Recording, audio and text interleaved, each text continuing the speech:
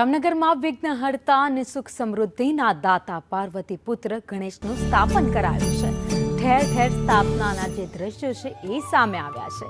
ત્યારે જામનગરમાં દગડો શેઠ ગણપતિ મહોત્સવ દ્વારા જનજાગૃતિના સંદેશ સાથે ગણપતિજીનું સ્થાપન કરવામાં આવ્યું।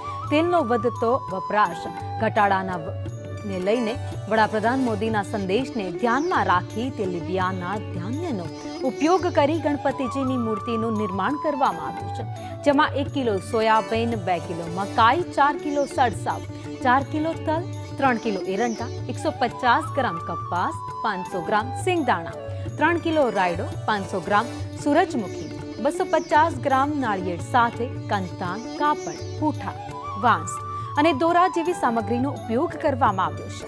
દરરોજ અનેક ભક્તો અહીં ગજાનનના શરણે આવે છે અને દર્શન કરી ધન્યતા અનુભવે છે। આ આયોજન 8 વન્ડર્સ ગ્રુપ દ્વારા કરવામાં આવ્યું છે, જેણે અત્યાર સુધીમાં સતત 8 વખત ગિનીઝ બુક ઓફ વર્લ્ડ રેકોર્ડ્સમાં સ્થાન મેળવ્યું છે।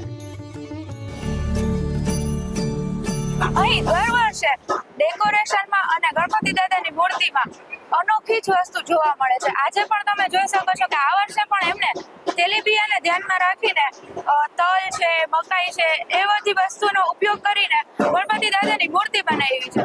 દર વખતની જેમ આ વખતે પણ બહુ જ સુંદર દર્શન છે અને ડેકોરેશન પણ બહુ જ મસ્ત છે। આવી જ રીતે દર વર્ષે અલગ અલગ પ્રતિમાઓના દર્શન થાય છે। અલગ અલગ રાજ્યોની અંદર જે તેલીબિયાંનો જે ઉપયોગ થતો હોય છે તેલનો, તે લોકોનું સ્વાસ્થ્ય જળવાઈ રહે તે માટે થઈને વડાપ્રધાન શ્રી દ્વારા એક અપીલ કરવામાં આવેલી હતી કે તેલનું પ્રમાણ ઘટાડે અને સ્વાસ્થ્ય સુધારવા માટેની એક અપીલ હતી।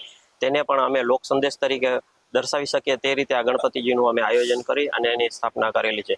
તેની અંદર સરસું, મગફળી, રાયડો, કપાસિયા વગેરે આવી વસ્તુઓનો ઉપયોગ કરી અને આ ગણપતિજીની સ્થાપના કરેલી છે।